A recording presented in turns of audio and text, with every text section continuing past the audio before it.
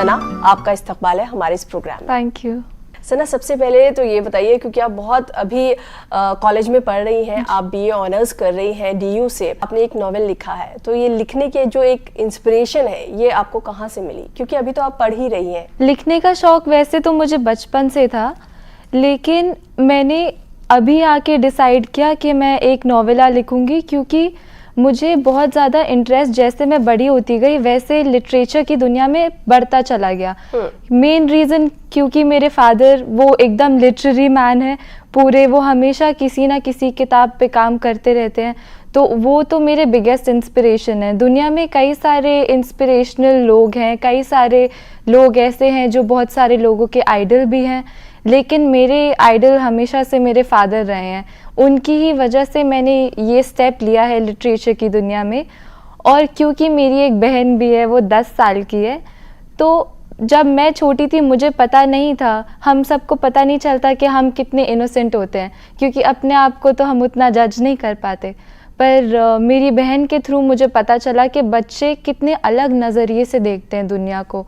उनकी इनोसेंस का जवाब ही नहीं होता कोई, वो बहुत अलग तरीके से सोचते हैं। तो मैंने सोचा कि क्यों ना इस सेम चीज़ को मैं किसी बुक के फॉर्म में पेश करूं, क्योंकि हम सबको देखना चाहिए कि हमारे सोचने के तरीके में और उनके सोचने के तरीके में कितना फ़र्क आता है, और ये फ़र्क जो है किस वे में हम प्रेजेंट कर सकते हैं, इसके बहुत सारे नज़रिए हो सकते हैं। तो मेन रीज़न यही है कि मेरी बहन और मेरे फादर, और क्योंकि हमारे पास लिटरेचर काफ़ी है बच्चों के लिए, लेकिन क्या वो थीम्स जो हम चाहते हैं आज की जनरेशन पढ़े, वो थीम्स उसमें प्रेजेंट हैं या नहीं, इसका ध्यान तो हमें ही देना पड़ेगा, क्योंकि आज की यूथ तो हम ही हैं। ये हमारा फ़र्ज़ बनता है कि हम वो जो नॉलेज का टॉर्च है वो आगे दें बच्चों को, और उनको बताएं कि इस दुनिया में क्या ज़रूरी है उनके जानने के लिए और क्या ज़रूरी नहीं है। तो यही रीज़न्स हैं मेन कि मैंने सोचा कि लिखती हूँ। पहले मैंने नहीं सोचा था कि इसको मैं बुक का फॉर्म दूँगी, लेकिन जैसे ही मैं लिखती चली गई तो वो एक बुक के फॉर्म में बनती गई, तो मैंने सोचा कि अब हो ही गया तो क्यों नहीं। अच्छा, इसके अलावा भी आपने कई सारी पोएम्स लिखी हैं और शॉर्ट स्टोरीज भी लिखी हैं, तो वो आपने कब लिखनी शुरू की? जैसे आप कह रही हैं कि मैं बचपन से लिख रही हूँ जी, तो जो आपने पहली चीज़ लिखी, पहली कोई पोएम लिखी या स्टोरी लिखी, तो वो कितनी उम्र में लिखी? मैं अभी थोड़े दिन पहले अपना कबर्ड सेट कर रही थी, तो मुझे दिखी मेरी पुरानी पोएम्स, और वो मुझे याद भी नहीं थी कि ये मैंने लिखी भी थी। वो मेरी 8th क्लास की पोएम्स थी, और मैं पढ़ के खुद शौक हो गई थी कि मैंने 8th में ये पोएम्स लिखना स्टार्ट किया था। मुझे उतना याद नहीं था कि मैं पहले बचपन में पोएम लिखती थी, क्योंकि बचपन से मैं सिर्फ शॉर्ट स्टोरीज़ लिखती थी। और शॉर्ट स्टोरी लिखने में मेरा ध्यान तब से आया था कि आजकल के बच्चे जैसे सिर्फ फ़ोन पे रहते हैं, हमारे टाइम में ऐसा नहीं था। हम नीचे जाके खेलते थे, फिर घर आते थे वापस आराम से। तो जब भी मैं नीचे जाती थी तो मैं देखती थी कि हर किसी कोने में कहानियाँ वीव हो रही होती हैं, हर किसी कोने में वो बुनती रहती हैं। तो मेरा बहुत मन करता था कि इसको मैं एक फॉर्म दूँ, वर्ड्स के थ्रू प्रेजेंट करूँ। तो फिर मैंने ये स्टार्ट कर दिया था, जो मेरे मन में आता था, जो कहानियाँ मैं देखती थी इस दुनिया में, वो मैं जाके लिख देती थी। जो आपको मिला, जो आपने बोला मैं अपनी कबर्ड ठीक कर रही थी और 8th में आपने कुछ लिखा था, वो आपको मिला, तो कुछ लाइंस उसकी याद है कि क्या लिखा था आपने? उसकी तो नहीं याद है, लेकिन मैं आपको एक पोएम सुना सकती हूँ। वो मैंने अभी लिखी थी जब मेरा राइटिंग में इंटरेस्ट बनता गया था, वो उसी पे बेस्ड है। तो इसका नाम है ये दीवारें। ये दीवारें कुछ कहती हैं, ये दीवारें कुछ कहती हैं, इन पर पड़ी दरारें सुनती हैं, मेरी कहानियाँ बुनती हैं। चारों तरफ घेर के रखा है मुझे, दिन भर देखती हैं और हंसती हैं। औजार होता कोई पास तो कब का इन्हें गिरा देती, पर मेरे कलम की ताकत ही कुछ और है कि मुझे इन दीवारों के पार ले गई। ये मैंने अभी रिसेंटली लिखा था। जब ये आपने हाल ही में लिखा था? जी, जब मुझे राइटिंग में इंटरेस्ट आने लगा। अच्छा, जब भी आप कुछ लिख रही होती हैं, कोई थॉट आता है कि कोई स्टोरी लिखूं, पोएम लिखूं, या जैसे अभी आपने नॉवेल लिखा है, तो क्योंकि आपके जो फादर हैं वो भी एक जानी मानी हस्ती हैं, तो वो भी बहुत कुछ लिख चुके हैं, लिख रहे हैं, बहुत सारे लोग उन्हें पढ़ते हैं, तो कहीं ना कहीं उनकी हेल्प लेती हैं कुछ लिखने से पहले, फाइनल करने से पहले, कि मैंने ये लिखा है, सही है नहीं है, इसमें क्या गलती है? हमारा एक तो ये है कि वो उर्दू के हैं और मैं इंग्लिश की हूँ, तो फिर बहुत हेल्प तो वैसे भी हो जाती है, क्योंकि वो मुझे हमेशा बचपन से, मुझे याद है, एक एडवाइस ज़रूर देते थे। जब भी मैं उनसे पूछती थी कि ये कैसे लिखते हैं, वो कैसे लिखते हैं, तो उनने मुझे सिर्फ एक चीज़ बोली थी कि कहानियाँ पढ़ो लोगों की, जाके बुक्स पढ़ो इन लोगों की और देखो कि उनने किस बारे में किस तरीके से लिखा है। तो पहले तो मुझे लगता था कि और भी एडवाइस होनी चाहिए, ये क्या है। पर फिर जब मैंने पढ़ना शुरू किया तो फिर खुद ही मुझे पता लगने लगा कि लोग किस बारे में लिखते हैं और वो कैसे लिखते हैं, और तब से मैंने बहुत ध्यान लगाना शुरू कर दिया इस चीज़ पे। और मुझे आज तक, पहले मुझे जैसे लगता था कि ये एडवाइस सिर्फ इतनी सी क्यों दी है, और भी दे देते, लेकिन अब मुझे लगता है कि बहुत अच्छी एडवाइस दी, क्योंकि अभी मुझसे कोई आके पूछता है ना कि कैसे लिखना होता है, तो मैं उसको खुद कहती हूँ कि तुम जितना पढ़ सकते हो, जितनी कहानियाँ पढ़ सकते हो, सेम एडवाइस देती हूँ। हाँ, क्योंकि वो बहुत हेल्प करता है, ये मैंने अभी नोटिस किया है, क्योंकि सबका राइटिंग स्टाइल डिफरेंट होता है, और कोई एक सिंपल सी चीज़ को भी कैसे प्रेजेंट कर देता है, वो बहुत कमेंडेबल होता है। जैसे अभी मैंने रिसेंटली उर्दू राइटर्स भी पढ़ना शुरू किए थे, अभी मैं पढ़ रही हूँ मंटो और इस्मत चुगताई। तो वो सिंपल चीज़ें कैसे प्रेजेंट कर देते हैं, वो आदमी को एकदम हिला देता है। तो ऐसी काफ़ी डिफरेंट स्टाइल्स हैं, और ये पढ़ते पढ़ते फिर तुम्हें खुद अपना स्टाइल तुम्हारे सामने नज़र आने लगता है कि तुम कैसे लिखते हो। तो आई थिंक ये सबसे इम्पॉर्टेंट चीज़ है। अगर तुम किसी के पास जाके क्लासेस लोगे या कुछ करोगे कि मुझे लिखना सिखा दो, मुझे नॉवल लिखनी है, पोएम लिखनी है, वो उतना हेल्प नहीं करने वाला जब तक तुम खुद अपने थॉट्स को प्रेजेंट करना नहीं सीखो। अपने आप को पहचानो, तुम्हारा मन क्या कहता है, क्या थॉट्स है तुम्हारे अंदर, क्या इमोशंस हैं, उनको पहचानो, उसके बाद लिखो। जिस तरीके में तुम लिखना चाहते हो उस तरीके में लिखो, धीरे धीरे वो खुद ही फॉर्म हो जाता है, क्योंकि मेरे साथ तो यही हुआ था। अच्छा सना, जैसे आपने अभी खुद कहा कि हर किसी की अपनी एक स्टाइल होती है कि उसको किस तरह से लिखना है, अपनी बात को कैसे कहना है। सना, आप हमें बता रही थी कि आपकी स्टाइल क्या है लिखने की? अपने आप को अगर डिस्क्राइब करना चाहूँ, इस कैटेगरी में डालना चाहूँ, तो फिर मैं बोलूँगी कि मैं लिखती हूँ सेंस और सेंसिबिलिटी के बारे में। पर वैसे तो मैं सोचती हूँ कि कोई कैटेगरी नहीं होनी चाहिए, क्योंकि हमें कैटेगराइजेशन करनी नहीं चाहिए, कोई भी किसी के भी बारे में लिख सकता है। लेकिन सबसे ज़्यादा अगर किसी चीज़ पे काम किया है तो वो ये है, क्योंकि जैसा मैंने पहले भी बोला था कि पहले अपने आप को पहचानना पड़ता है। अपने आप को हम कैसे पहचानते हैं, यही कि हमें क्या फील होता है। तो वहीं से मैंने स्टार्ट किया था, और मैं लोगों के जो जो इमोशंस, वो जिस जिस एज पर जो इमोशन फील करते हैं, उस बारे में मैंने लिखना शुरू किया। और अब जाके जैसे ही मैं थोड़ी थोड़ी बढ़ रही हूँ, वैसे मैंने सोसाइटी में जो चीज़ें होती हैं उनके बारे में शॉर्ट स्टोरीज़ लिखना शुरू की।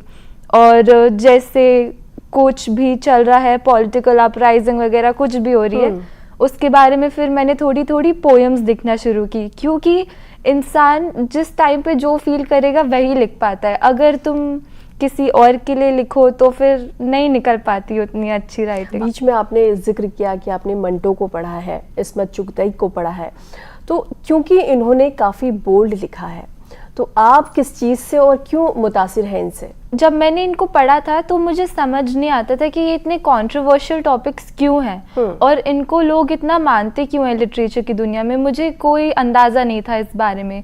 लेकिन फिर जब मैंने मंटो की एक कहानी पढ़ी, उसके बाद फिर मैंने सोचा कि इस इंसान ने इतनी छोटी सी चीज़ को ऐसे वे में प्रेजेंट की है कि इंसान पढ़ेगा कहानी, वो सिंपल जा रही होगी, लेकिन एंड में आते ही वो कुछ बहुत अलग सा कर देता है और हमें पता भी नहीं चलता। कौन सी कहानी थी वो? मैंने सारी पढ़ रखी है, लेकिन मैंने स्टार्ट की थी तोबा तेग सिंह से।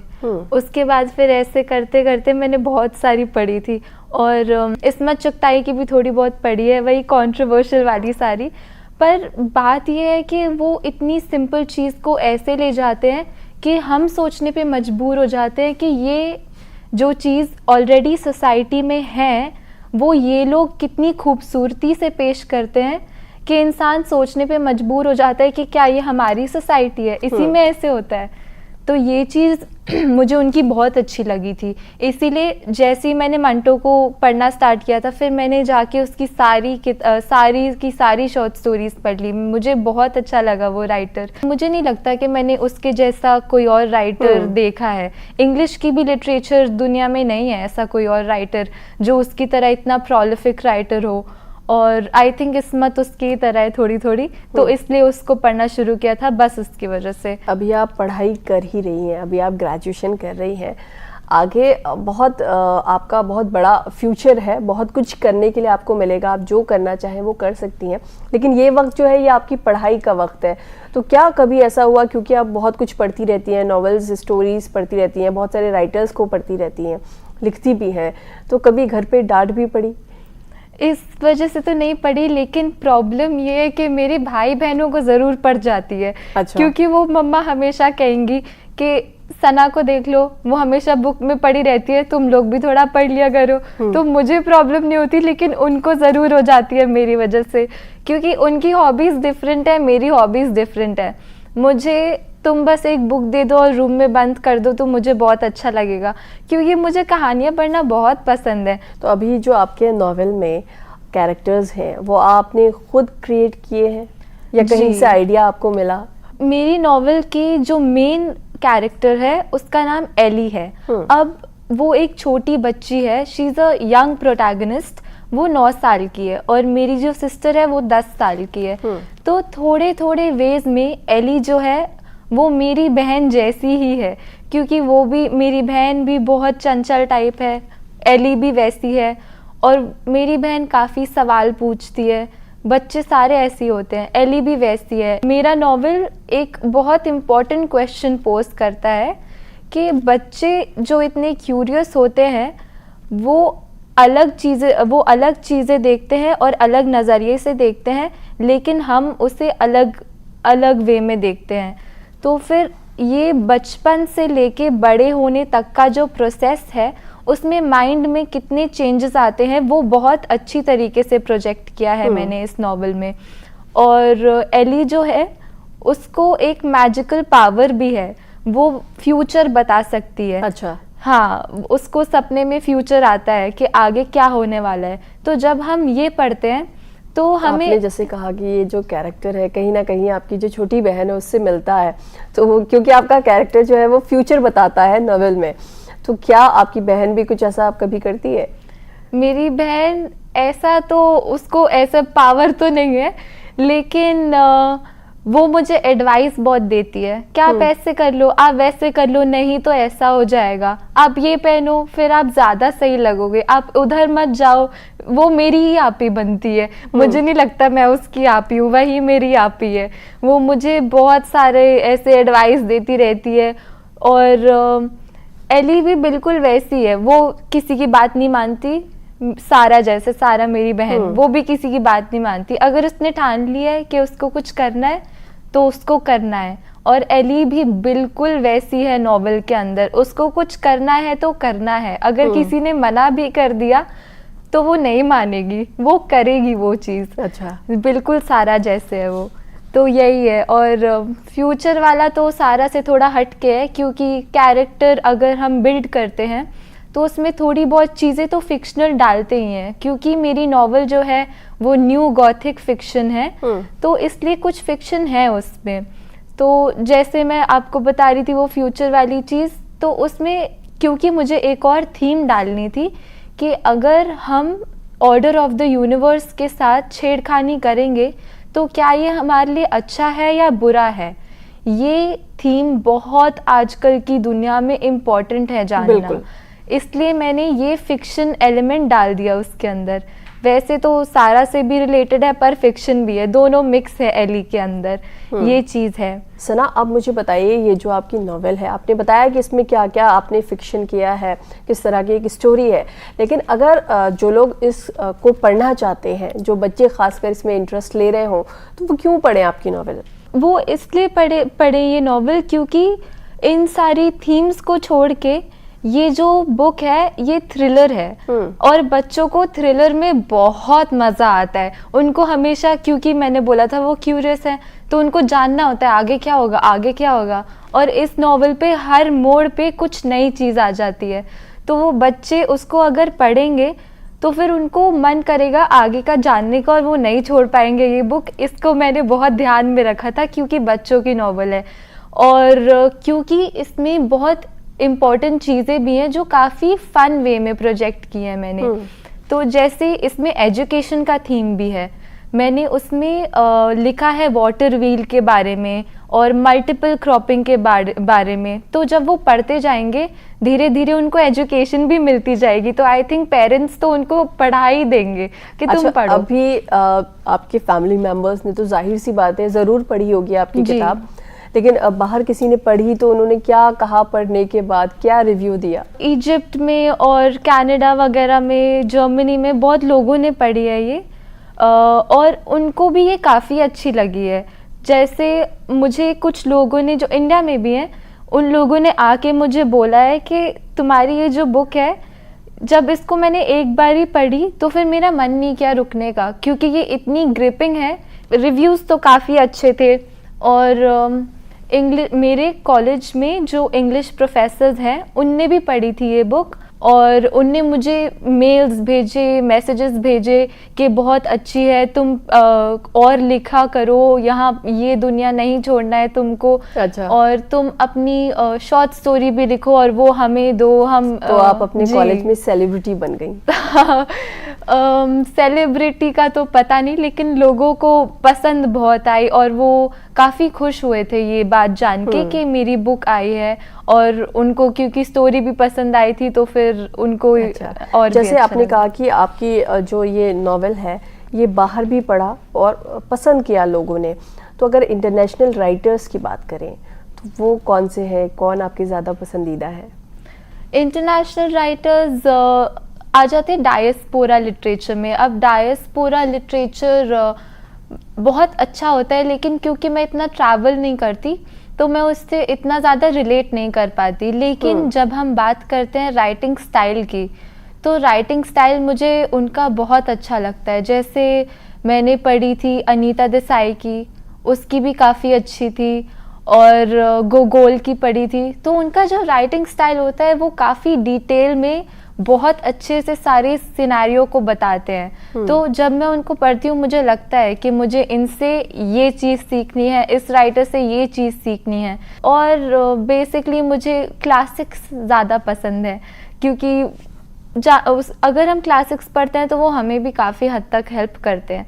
तो क्लासिक्स की तरफ मैं ज़्यादा हूँ थोड़ी सी। अच्छा। और पोएम्स की तरफ, डायस्पोरा पे उतना अटेंशन नहीं है पर पढ़ लेती हूँ। तो अभी आगे क्या करना है? कुछ और लिखना है? कोई और कहानी जहन में है जिसे आप कागज़ पर उतारना चाहती हैं? आगे मेरा मन है कि जो सोसाइटी है उस पे एक सेक्शन बेस करूं कि सोसाइटी में क्या होता है, क्या नहीं होता है, और जो हमारे पुराने टैबूज़ हैं उनको प्रेजेंट करूं, क्योंकि आजकल ज़रूरी है कि यूथ ये पढ़े और जो आने वाली जनरेशन है वो अवेयर हो। तो फिर मैं चाहती हूँ कि सोसाइटी पे सेक्शन बेस्ड हो, सिर्फ शॉर्ट स्टोरी नहीं। लेकिन फिर भी जहाँ तक जो आपने अभी लिखने की बात कही, इस पे काफ़ी कुछ पहले भी लिखा जा चुका है जी, और लोगों ने पढ़ा भी है, लेकिन आपको लगता है कि वाकई इसका असर होता है लोगों पर? इसका असर होता है उन लोगों पर जो ओपन होते हैं दूसरों की ओपिनियन को देखने के लिए, क्योंकि कुछ लोग होते हैं वो किसी की बात नहीं मानते, वो सिर्फ अपना ओपिनियन का ध्यान रखते हैं। लेकिन बहुत लोग ऐसे भी होते हैं जो दूसरों की कहानियाँ पढ़ के समझ पाते हैं कि उनका नज़रिया क्या है उस चीज़ को लेके। तो यही चीज़ मैंने नॉवेल में भी इसीलिए लिखी थी। मुझसे बहुत लोगों ने पूछा कि तुमने बच्चों की नॉवेल क्यों लिखी, तो मैंने इसीलिए उनको एक जवाब दिया कि इसीलिए लिखी है ताकि हम एक चीज़ को काफ़ी नज़रिए से देख पाएँ जो आजकल हम नहीं करते। तो मुझे लगता है कि सोसाइटी के बारे में लिखना तो सबसे ज़्यादा इम्पोर्टेंट होता है, क्योंकि हम ही यूथ हैं, हम ही अवेयर करेंगे लोगों को, अगर हम नहीं करेंगे तो और कौन करेगा, और कोई तो है नहीं। तो ये काफ़ी ज़रूरी है। अब वो लोगों पे डिपेंडेंट है कि वो अपना जहन खोल के वो चीज़ देख पाते हैं या नहीं, जो बहुत ज़रूरी है, देखना तो चाहिए ही। अच्छा, जो ये आपकी किताब है जिसे लोगों ने पढ़ा और पसंद भी किया, लेकिन हमेशा ऐसा ज़रूरी नहीं है कि सबको पसंद आए, सब तारीफ़ करें, तो क्या कुछ ऐसे लोग भी थे जिन्होंने क्रिटिसाइज़ किया? मुझे बस एक इंसान ने बोला था कि इसको और लंबी बना देते थोड़ी, ये क्रिटिसिज्म मिला था। पर उतना अच्छा नहीं लगा ये क्रिटिसिज्म, क्योंकि बहुत जनरल सा था। मैं चाहती थी कि मुझे और लोग आके क्रिटिसाइज़ थोड़ा करें ताकि मुझे पता चले कि क्या है इसमें गलत और क्या नहीं है, लेकिन वैसा टाइप का क्रिटिसिज्म अभी मिला ही नहीं है मुझे। तो मैंने अपने फादर को बोला कि आप पढ़ के आप ही क्रिटिसाइज़ कर दीजिए, कम से कम मुझे कुछ तो पता चलेगा। उन्होंने कुछ नहीं, उन्होंने बस बोला कि लिखते रहो, स्टोरी लाइन अच्छी है। बचपन से आपके घर में इस तरह का माहौल है कि आपके फादर खुद राइटर हैं, वो कुछ ना कुछ लिखते रहते हैं, किताबों वाला माहौल है, हर कोई पढ़ता लिखता रहता है, तो क्योंकि ये चीज़ आपने बचपन से देखी तो कहीं ना कहीं आपको लगा कि शायद मैं भी लिख सकती हूँ या मैं इसी फील्ड में जाऊँगी, बड़े होकर राइटर बनूँगी। तो आपको ऐसा लगता है कि अगर ऐसा ना होता, फादर राइटर ना होते या इस तरह का घर पे माहौल ना होता, तो फिर भी बनती क्या? ये काफ़ी कन्फ्यूजन वाला टॉपिक है एक्चुअली। मैं जब बच्ची थी तो मैं ज़्यादा ड्राइंग, स्केचिंग, ये सारी तरफ इंक्लाइंड थी। मैंने अपने इनफैक्ट घर की दीवारों पे भी पेंटिंग बना रखी है, मुझे बहुत पसंद है बचपन से पेंटिंग। राइटिंग से ज़्यादा आपको पेंटिंग पसंद है? राइटिंग और पेंटिंग एक ही साथ शुरू हुई थी। ये चीज़ है। तो फिर मैं बहुत कंफ्यूज थी पहले कि मैं कौन से फील्ड में जाऊं। पहले मैंने राइटिंग के फील्ड में सोचा ही नहीं था, क्योंकि मुझे पता ही नहीं था कि मैं कहानियाँ बुन रही हूँ, जो आता था वो बस मैं लिख देती थी। तो फिर मुझे लगता था कि मैं आर्ट की फील्ड की तरफ ही जाऊंगी।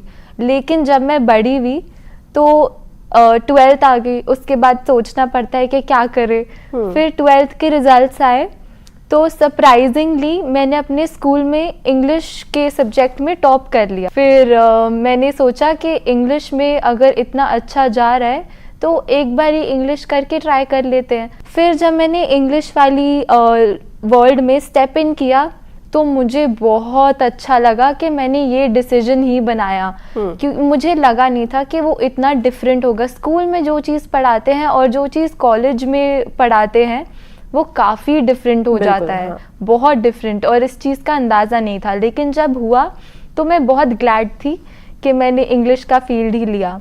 तो ये खुद ही जो चीज़ें थी ये सारी खुद होती गई, मैंने किसी चीज़ पे डिसाइड ही नहीं किया था एज सच। सब खुद होते गया और हो गया बस। सना, आप हमारे स्टूडियो में आई, आपसे बात करके बहुत मज़ा आया। आपका यहाँ आने के लिए बहुत बहुत शुक्रिया। Thank you. तो नाजरीन, फिलहाल हमें दीजिए इजाज़त, आपसे फिर मुलाकात होगी अगले हफ्ते किसी ऐसे ही सितारे के साथ। आदाब।